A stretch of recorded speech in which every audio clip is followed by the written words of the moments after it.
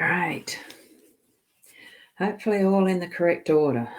I'm pretty sure I've got this one is live. This one is live. That's good. Great. So what I'm going to do now is, got to bring that one in. Whoopsie. Nearly didn't do that. Good morning, Sharon. How are you? Oh, goodness. Yes. So I'm here to do our daily Lenormand card spread reading. And I have got the cards ready to go for the spread. And I think I've got everything in order as far as the actual background deck studios and everything else goes. So I've clicked all the buttons that I can see at the moment. Right, there you go. And I forgot to take your morning greeting off, Shaz. That's all right. We're right now. Good morning, Kathy. How are you? And we've got Stephen over there, and I'm just trying to think, was that Canadian? Canada? I just can't remember now, but that's all right. It is all right. I'm just going to move that out the way. And now we're going to shift over to the actual card spread. I'm doing it a little bit differently this morning. I've got the Pixie deck here, as well as, which wasn't supposed to show, I have got the Rana card deck there as well, ready to go. So hopefully you can see all of those cards, and that's, oh, look at that. My Apple Pencil went and stuck to the tin on the side of it because it's magnet based. There you go. I didn't realise that was going to happen. So we've got the Pixies Astounding Lenormand deck this morning. I decided I'd choose something different. So what I did was I actually did the spread with this deck, and this is what we've come up with. Then I did the duplicate over there, which is that way a bit more, of the Rana George Lenormand deck, just for the heck of it, because they're about the same size and they fit on the table together. So what I'm doing, start at this spread. This is what I'm reading it to. I'll be pointing to these. So what I've got here is, and I've just got to see if there's any other comments there. Oh, Melbourne, Victoria. Thanks, Stephen. That's good. I'm pleased you clarified that. So what I've got here is the stars are in the workspace. We've got the fish are in the home space. We have the cross up here in the unexpected. We have the lilies in your role, and it's the mountain in the outcome. Now, I know that we've had the cross over the last week, but we've had the mountain a couple of times through the week as well, and the lilies. So we are still trending on the same energies. And good morning to Rosie. Lovely to see you. Oh, it looks lovely up. Oh, thank you. It was just a bit easier, after the share, just brush it out and put it back up in case it was going to get really hot today. I haven't looked at the forecast, so I thought, well, it was up that way in its own way. Decided not to do a hair wash, so put it up. Thank you. Very, very lovely to see your lovely compliment there. And I've got Sarah and Kerry Ann over on the other side. Whoops, did I put that up? I have now. So good morning, Kerry Ann, before I get into the thing. And Sarah, good morning. I have posted a little loom in the card reading group to show people how to accept or do the eCam link as well there, Sarah, if you want to find that little loom. Oh, a video. It'll be the top one there. I don't know if I pinned it or not. Anyway, we've got the stars. That's what is the bright shining star in your business space, in your workspace today. There would have to be, there is something that really is shining its little light out, probably even sparkling, blinking at you. The biggest one, the one that gives you the attention that you notice. because if you remember, when you go outside at night and it's a clear night and you're looking at the stars, there's always the one or two that really stand out. This one is pointing to that type of star, that bright light that is actually really grabbing your attention. That's the one you need to follow. So there's some project or part of your day that is going to really stand out and shine for you that you need to pay attention to. Okay, so that's in your workspace, your job or your business, whichever way that you actually operate. And this is the corresponding card in the Rana George deck. Isn't it rather gorgeous? Whoops. This pixie that wants to keep grabbing my, my pencil. If I could actually almost put these together, I'm just going to see if I can so that we can see the whole lot all at once. Would be really interesting of the two decks to compare together, just to see how they sit. Let's have a look. I could have set this up right from the start, but I didn't, so that's fine. They do. They both sit together. Now, isn't that lovely? Now, out of all of these, which card does your eye go to? Oops, I can't handle that if it's crooked. No. So, and that way, I'd actually need to go in here and put me in the middle as a little one, wouldn't I? Almost. That's the beauty of using eCam. I can do that, although I still prefer to actually have myself up in the top corner. Then it's looking like I am actually looking at the cards, doesn't it? And good morning, Rena. How are you this morning? Wonderful. I like the green hearts. They're lovely too. So we'll head back here and continue onward. So we've done the star. So here's the two stars in the two different decks. Rather gorgeous in both, really, because I just like the almost a naivety in the artwork of the pixie and the beautiful colours and depictions, the gilded colours and whatnot in the Rana George. Lovely, isn't it? So the next card that we're looking at is in our home space. So that's this one, the fish. So it's this one here and this artwork here on this board on the Rana George. So I'll just put that over a little bit further. I'm hoping you're not getting too confused. It's sometimes lovely to play differently, isn't it? So here's the fish. They almost look like they're going in a whirlpool on this one. And it's about the abundance and being able to work together. So as you can see that they're in, it's almost a geometric pattern in this one. So we're looking at the I don't know. I suppose it is that repetitiveness of sorts. The ones on the right grab you, Renner? Yeah, well, they're the ones that certainly do grab me as well, in preference, I suppose. But it's just something that, I've just decided to do it this way this morning. Here, so as you look at that one, there is almost that, like it is a circular. It's, well, whether you're going anti-clockwise or clockwise, it's like, and you can see some more further down. It's that depth of field that we're getting with this one, that there is more to it than meets the eye, but it's also how much more is there. It is that abundance.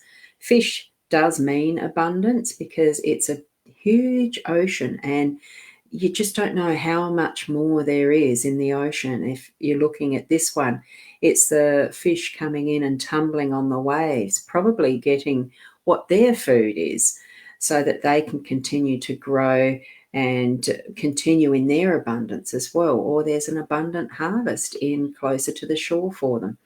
In this one, it could be just the depth. So we're looking at, and in the home space, that is looking at what is around and about you, in what way you can actually use the resources that we have, the way that we actually do gain our nourishment, our food, the things that actually sustain us. So I'm feeling that there is a bit of an order and a cycle in that, especially since, well, what we do need to eat more regularly. Like, we don't just have one meal and that's our lifetime thing. It's something that is a cycle, what needs to be continued onward, but in such a way that it's sustainable. That's what I'm feeling with this morning in both those versions of the fish. Okay, so it is, leaning, using, not you. It's not almost using. It's supporting each other in that process because, as you know, fish do school. There's many species of fish that gather in a school of fish so that they make the best of how they gather their resources and their food sources and stuff. So that's lovely. I'm going to actually go here and drop this for the moment because it's in the way of that cross. You've all seen that my name is Ros Boundy and that is my website, so it is active now. It's an interesting website. I've allowed my webmaster to have the reins, so to speak. So we're going to move from the fish to the cross. The cross is those things that we take on as our responsibilities. It is in the unexpected position, this one. So a cross is a cross is a cross. That's a beautifully decorative one in the Rana George. It's actually quite lovely, isn't it? And actually that one looks like it's the type that you'd wear as a pendant around your neck. And this is the pixie one, almost looks like the type that you would stick in the ground as a headstone thing. Look, in whichever way, there is the different ways of looking at a cross. It could be something that is popping into your day that is reflective of something that is sad, a passing of, or something like that, because we do here in our Western society use it as a symbol for headstones, for passing of a dead. Whoop, sorry, I wobbled the table. Passing of those those who've died, as a representation that this is where they are placed, so to speak, if they're buried. But it is also that symbol of hope for what is the Christ symbol, having died on the cross for people and the sins, and that religious icon. It can mean many different things. So at some point in your day, it may be that the cross pops up unexpectedly as a thought or as something that you actually see to remind you of either a memory or something coming up that you need to be that you are responsible for, that you're needing to actually do, or because it is about responsibility as well, and what we're carrying around with us as our, look, I'd say a load, but sometimes it's not really a load. Other times it can feel like that heavy load. So unexpected times through the day, you may see or feel that weight of the cross or that lightness of release, because for many people it is still that symbol of Christ and how he's taken that load for us, okay? So in whatever way it's significant for you. I don't want to dwell on that too much because really that is a very personal, I find it a very personal symbol. Okay, so what we've got here that we're moving to now is the lilies, this gorgeous, simple depiction. I really like it in that it looks almost alone in its, it looks like it's in snow. Now, I'm not 100% sure where lilies grow. I actually don't know that. Are they the first flower that pops up in spring once the snows start melting? This, I don't know, haven't researched it, but it feels, in the fact that this is in your role, that position of the card, it feels to me like it is that bringing forward of new growth, that is it starting? No, it's not spring. It's coming into winter over in the Northern Hemisphere, isn't it? And we're at the end of our spring into our summer. So as far as the seasons go, I'm not sure that it's meaning anything, but lilies is the memories of what are brought forward from us, from those who are our ancestors, and bringing that sense of peace into our lives. So we're actually going to have a little bit of that memory side. We're going to have some remembering that we're doing, and probably bringing in some of that wisdom of what is that ancestral memory in with us through our day as well. I love this one with Rana George's, how fresh and bright and light, and it's on a water source. So as we know here, even if that is snow that and the first melt of a season, it is going to create that flow of water and nourishment for the growth of the lilies.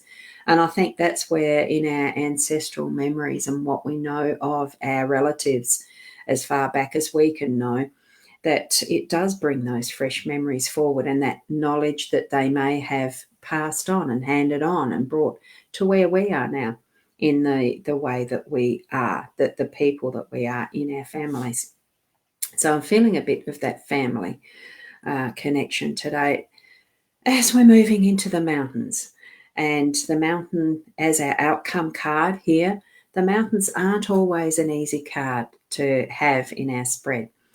It can be that challenge which we've had over the last few days. I know it was in the home space a couple of days ago. I'm pretty sure it was up in the unexpected space yesterday. So it's lessening often, and the outcome, I'm feeling today that the outcome is that we are coming to our peak, that we have moved through those challenges and those whatever we've had happening for us, and we're actually able to sit and rest or stand and rest, whichever way you envisage, putting your flag on your Everest in some respects. So because this one is a little bit more of the mountain than what this one here is, but it's just that feeling of you've got there.